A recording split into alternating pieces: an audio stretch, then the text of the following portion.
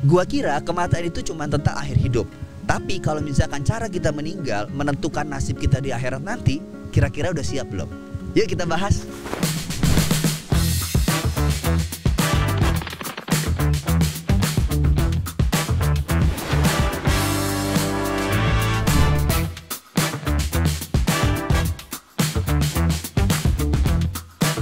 Ngopi bareng Ustadz. Yuk kita bahas. Assalamualaikum warahmatullahi wabarakatuh. Apa kabar para haji muda? Masih balik lagi barengan kita berdua. Ada Ikram Afro dan juga ada Ustadz Arifin Nugroho yang bakal ngobrolin seputar hal-hal sepele di kehidupan kita. Tapi kalian gak tahu gimana sih jawabannya ataupun menurut Islam. Hari ini bakal kita bahas. Ustadz, sekarang banyak namanya nikah muda. Tapi banyak juga yang mati muda. Waduh, ini kutub utara selatan nih. Nah, kalau kita ngobrolin soal kematian Ustadz, ada yang namanya husnul khotimah. Husnul khotimah itu kan katanya matinya senyum, terus wangi. Nah, kalau misalkan matinya nggak senyum, terus nggak wangi, apakah itu nggak husnul khotimah Ustadz? Oke, jadi gini, Ikram, Haji Muda. Kita bicara tentang kematian. Memang kematian itu yang paling ditunggu oleh kita itu adalah kematian yang baik. Namanya husnul khotimah. Sebab kegagalan paling gagal dari orang hidup itu bukan saat dia gagal sekolah, bukan saat dia gagal usaha, bukan saat dia gagal karir. Enggak, karena sekolah, usaha, karir bisa diulang walaupun gagal. Nah, kalau gagal mati, repot. Nggak bisa balik lagi dia. Maka sebagai seorang muslim itu yang harus menjadi cita-cita tertingginya adalah mati dalam kondisi husnul khatimah. Sebab itu tidak akan mungkin bisa diulang.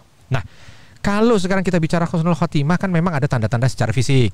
Oh ada? Ada tanda secara fisik ya. Tanda secara fisik mungkin dia wafat dalam kondisi tersenyum.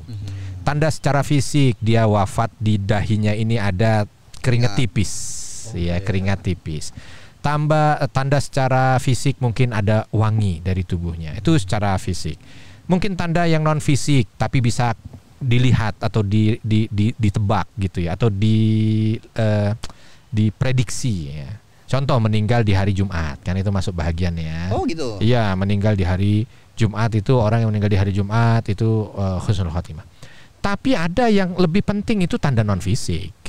Makanya tanda fisik itu tadi tidak langsung serta-merta orang yang mendapat tanda fisik itu pasti husnul khotimah, enggak. Contoh, nauzubillah min dzalik. Ada orang yang meninggal tuh bukan cuma dahinya aja yang keringetan, seluruh tubuhnya keringetan karena dia nyopet dikejar orang dikebukin mati, nauzubillah. Apa dia bisa husnul khotimah? Kan enggak juga gitu loh ya. Jadi bukan dilihat dari situnya. Dilihat dari mana? Tanda non fisiknya. Nah, di antara makna husnul khotimah itu adalah ketika orang mendekati akhir hidupnya dimudahkan oleh Allah Subhanahu wa taala untuk melakukan amal soleh. Lalu dia istiqomah dengan amal soleh itu, dimudahkan hatinya untuk bertaubat, lalu dikuatkan untuk menjauhi segala maksiat, dan sampai akhir hayatnya dia dalam kondisi seperti itu. Nah, itu dia husnul khotimah. Oke. Nggak harus dia meninggal di hari Jumat, karena Nabi SAW juga meninggal di hari Senin. Contoh misalkan kan, iya kan? Atau mungkin dia tidak nampak senyum, biasa aja, tapi semua orang ngakuin di seputarannya. Memang fulan ini 3 tahun sebelum meninggal ini, ya Allah, baiknya luar biasa. Orang tahu taubatnya dia. Gitu loh. Ya, memang betul-betul taubat. Dulu terkenal orang paling nakal, paling ahli maksiat, paling yang negatif tuh semua nomor 1. Tapi dia taubat, ya. Taubat, berubah, terus tidak lama dari itu dia meninggal dunia. Husnul khotimah. Nah, arti dari husnul khotimah ini sebenarnya gimana sih Ustadz? Apakah mati dalam keadaan baik, atau husnul khotimah itu malah mengurangi dosa dia kah, atau gimana tuh? Jadi kalau secara bahasa husn itu artinya baik, khatimah akhir. Akhir yang baik. Ya nggak hanya pada matinya saja, bukan hanya pada meninggalnya saja, tapi kondisi hidup dia di akhir itu. Nah, kalau kondisi hidup dia di akhir baik, ketika dia meninggal dia disebut husnul khatimah. Apalagi kalau ditambah dengan tanda-tanda yang nampak kasat mata, ya, meninggal mengucapkan kalimat asyhadu alla ilaha illallah wa asyhadu anna muhammad rasulullah, atau kalimat la ilaha illallah misalkan gitu kan. Nah, ini tanda-tanda pendukungnya. Nah, tanda-tanda pendukungnya ini kalau ditambah dengan tanda utamanya yang tadi, menjadi orang yang nampak, bukan menjadi orang yang nampak, menjadi orang yang di mata Allah itu makin kesini itu makin baik, itu berarti dia husnul khotimah. Ikram sambil buatin kopi ya. Waduh, ya. Biar nggak terlalu ceritanya terlalu serius. Udah tadi mau lewat nungguin deh. Ustadz, karena tadi Ustadz bilang masalah meninggal dalam husnul khotimah dengan menyebut la ilaha illallah. Kalau misalkan orang meninggal tapi tidak, mungkin dia koma atau gimana ya Ustadz ya, nggak sempat ngucapin la ilaha illallah Muhammadur Rasulullah, itu gimana? Apakah dia termasuk golongan yang tidak baik atau tetap gimana tuh? Betul. Jadi begini, kalau kita lihat akhir yang baik itu ketika dia ucapkan kalimat Allah, sebenarnya itu intinya Allah. Boleh la ilaha illallah, boleh kalimat-kalimat Allahu Akbar, boleh subhanallah, boleh syahadat, ya, boleh kalimat-kalimat yang lain yang menunjukkan kalimat itu kepada Allah. Makanya ada sunnah bagi mereka yang sakaratul maut, ya, orang-orang terdekatnya ini mentalkin. Membacakan ya. Mentalkin, ya, adabnya mentalkin. Yang sudah dalam kondisi sakaratul maut itu dekatkan di telinga kanannya, yang mendekatinya orang yang baik, ya, jangan musuhnya. Ntar kaget, dia takut. utang. Ya, dia dekat lalu diucapkan la ilaha illallah dengan lembut gitu ya, supaya nanti ini didengar. Tujuannya agar nanti orang ini mengucapkan kalimat la ilaha illallah. Tapi kalaupun ternyata dia tidak bisa mengucapkan, kita tidak perlu berkecil hati. Contoh misalkan orang yang koma, orang yang apa. Karena mungkin bibir tidak mengucap, tapi hati mengucap. Ya kan? Itu sama aja. Masuk dalam kategori orang yang mengakhiri hidupnya dengan kalimat Allah. Atau mungkin, na'udzubillah, kecelakaan yang sangat singkat sekali. Dos gitu. Mungkin orangnya nggak ngucap Allah aja nggak sempat gitu kan. Tapi kalau tadi akhir dari hidupnya itu baik, yang selalu menjaga lisannya, mungkin ya, kita tidak tahu terdekatnya sebelum dia menjalani atau mendapati takdir itu tadi ada kalimat-kalimat Allah juga yang dia ucapkan. Ya, gitu. Ustadz kan tadi bilang kalau orang meninggal di hari Jumat itu bertanda baik. Ya. Apalagi di bulan Ramadan, double dong. Ramadan hari Jumat. Kalau misalkan orangnya ini nggak baik, terus meninggalnya di hari Jumat dan Ramadan, apakah dia tiba-tiba menjadi orang baik? Yang pertama, memang tadi saya sampaikan, ini hanya tanda yang kasat mata. Itu bukan jadi patokan. Ya, mau misalkan contoh, tapi meninggalnya jenazahnya harum banget. Cuman orang tahu semuanya. Nauzubillah, ini tanda kutip gitu ya. Ini germo gitu. Misalkan contohnya. Atau ini pezina atau apa. Masa mau kita dipaksa dengan tanda kasat mata atau fisik itu langsung mengatakan bahwa dia husnul khotimah? Enggak begitu. Termasuk yang meninggal hari Jumat. Karena Nabi SAW tadi meninggal bukan di hari Jumat. Dan gak mungkin kita katakan orang-orang soleh yang meninggal bukan di hari Jumat itu tidak. Begitu juga sebaliknya, tidak akan mungkin juga kita mengatakan orang yang tidak baik meninggal di hari Jumat lalu kita bilang dia husnul khotimah. Gitu. Ustaz, sambil ngopi dulu ya. Bismillahirrahmanirrahim. Alhamdulillah. Ustaz, kita tadi ngobrol itu kalau apa? Alhamdulillah meninggal sudah sama itu husnul khotimah. Belum. Kita belum tanda tangan kontrak. Iya. Ustaz, kalau kita kan dianjurkan juga menghargai orang yang sudah meninggal, Ustaz. Salah satunya di kuburan ya. Cuman ada beberapa fenomena yang mungkin kita perlu perjelas teman-teman ya. Kayak sebenarnya adalah ketika orang meninggal ditabur bunga, terus juga makamnya dijadiin keramik gitu, Ustaz. Itu sebenarnya boleh atau enggak? Karena kan kayaknya di Arab enggak gitu dia, kenapa di sini gitu. Ya, baik. Jadi begini, memang pesan Nabi SAW itu jelas ya, berkaitan dengan masalah kuburan.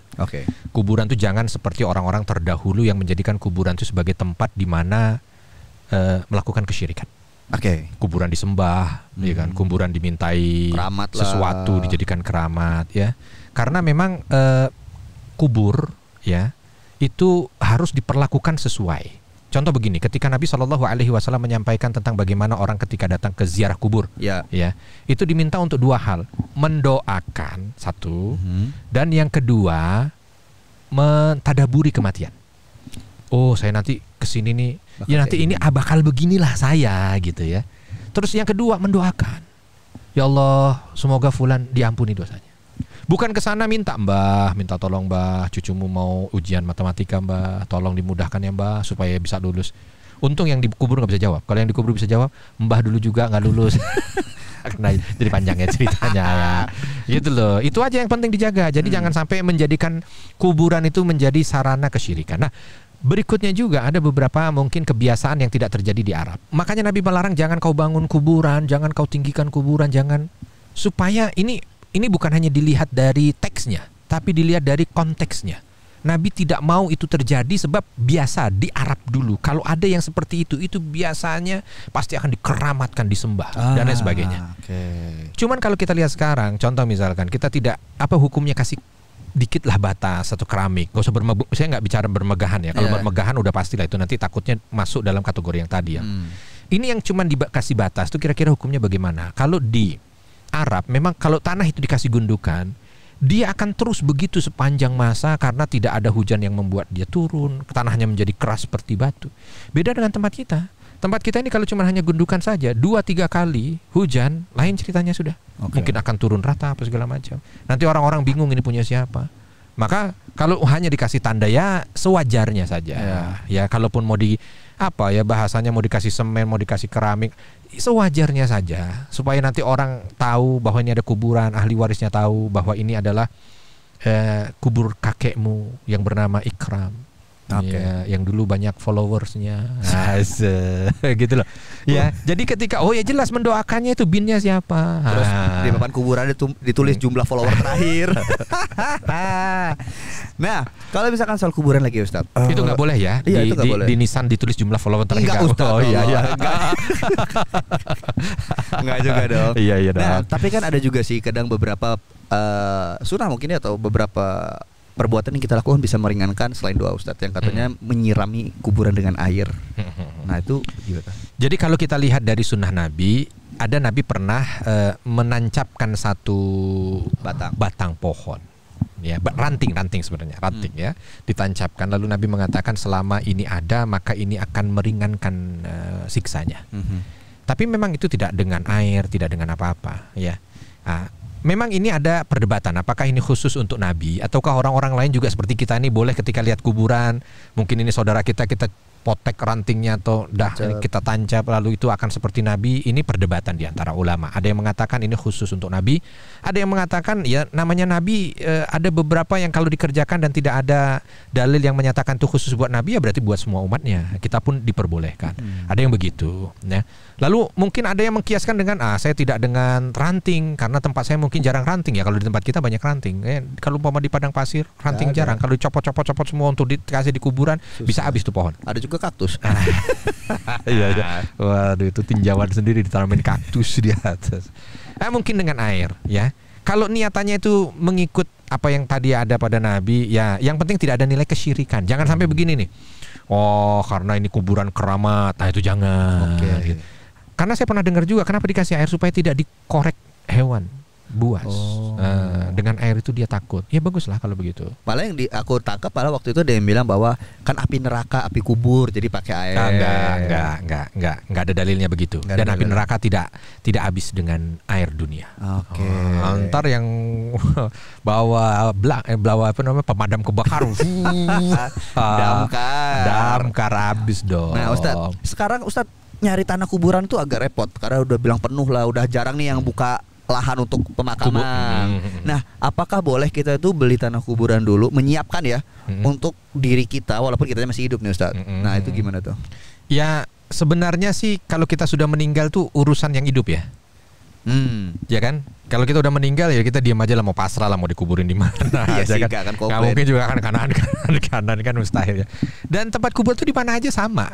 Kita nggak kayak orang Yahudi. Kalau Ikram nanti datang ke Palestina tuh ada satu komplek Bukit Zaitun namanya. Itu orang Yahudi punya keyakinan kalau dikubur di situ sebesar apapun dosa yang pernah dia lakukan habis dan dia dijamin masuk surga. Makanya harganya fantastis, $80,000 kalau tidak salah. Wah, pokoknya luar biasa. Masuk surga dari situ ya? Dia dari situ gitu loh. Nah, kita kan nggak ada keyakinan begitu kan. Dimanapun sama, mau dikubur di pojok bumi, mau dikubur di tengah kota, nggak ada yang dikubur di tengah kota nanti nggak bisa istirahat karena bising ya. Atau dikubur di sini wah hidupnya damai banget. Yang meninggalnya di bawah laut. Di bawah laut. Nggak ada, kita semua sama. Ya, tapi kalau ada upaya semisal ya ingin meringankan ahli waris, jadi ya mesen dulu lah, jadi nanti kalau meninggal nggak ngerepotin mereka, silakan aja dengan syarat jangan memberatkan. Oke. Karena ada nilai kuburan yang tadi itu kan fantastis sampai apa. Terus dibikin kayaknya udahlah kuburan tuh yang penting bukan kuburannya. Yang penting amal soleh orang yang dikubur. Iya, jangan sampai membuat orang yang dikubur jadi kena siksa gara-gara dia. Itu juga penting. Itu penting. Ustadz, pertanyaan terakhir karena aku kemarin baru temanku yang meninggal. Ini banyak banget orang yang ngegampangin suka ngelangkain kubur, Ustadz. Itu juga hati-hati, Haji Muda. Jangan sembarangan ketika kita ada di kuburan. Maksudnya sembarangan tuh dengan adab ya, etika. Masuk kubur tuh etika. Gimana? Masuk kubur jangan cekak-cekiki. Saya lihat banyak orang wah. Masuk kubur tuh berdoa. Assalamualaikum ya ahlad diyar minal muslimin wal muslimat. Ghafarallahu lana walakum wa nas'alullaha lana walakumul afiyah. Doakan. Semoga kalian diampuni dosanya dan nanti kita akan bertemu. Gitu kan. Nah, itu yang pertama. Yang kedua, kalau lagi masuk ke kuburan nggak harus copot sendal. Tapi jangan lengkapin kuburan. Jangan lengkahin ya. Cari sisi-sisinya yang ada di sana gitu kan. Nah, setelah itu ya datang ke sana tidak melakukan hal-hal yang mengandung kesyirikan. Ya. Lalu berikutnya juga jangan melakukan hal-hal yang tidak pantas. Foto-foto di kuburan sampai kayaknya kayak kangen ini. Ya atau ada yang orang kadang-kadang seolah kayak live atau nguburkan cekakaan dengan yang dikubur. Lu dasar lu dulu. Gak boleh begitu. Hormatin yang dikubur. Lu sih memang jangan begitu. Berarti teman-teman ya, kalau misalkan lagi ada pemakaman tuh besok kan lagi banyak jamaah mau berduka sampai kuburan lain tuh diinjek-injek. Nah, itu nggak boleh. Ya, adabnya di situ. Jadi buat para haji bunda yang masih punya pertanyaan tentang hal-hal sepele, tentang kehidupan kita atau keseharian kita, dan kalian nggak tahu menurut syariat Islam gimana, boleh banget komentar sekarang. Jangan lupa like, share dan juga subscribe channel YouTube kita karena bakal ada video baru yang insya Allah bakal ngebuat ilmu kita terus bertambah. Kalau gitu, gue Ikram Afro dan juga Ustadz Arifin Nugroho pamit undur diri. Wassalamualaikum warahmatullahi wabarakatuh. Bye bye.